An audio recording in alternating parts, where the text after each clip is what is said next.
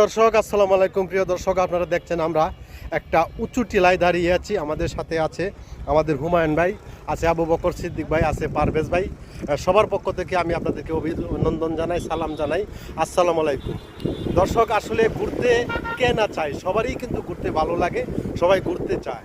আর ঘোরাটাই স্বাভাবিক, কারণ হচ্ছে কর্মজীবনে 24 ঘন্টা কাজ করে তো আর চলা যায় না, মাঝে মধ্যে ঘুরতে হয়। হয়তো প্রতিদিন আমরা না করলাম, সপ্তাহে 2-3 দিন হলেও তো আমাদের ঘোরাটা উচিত। আমাদের মানসিক প্রশান্তির জন্য মাঝে মধ্যে ঘোরাটা ভালো, মানসিক অবস্থার জন্য ভালো, স্বাস্থ্যের জন্য ভালো।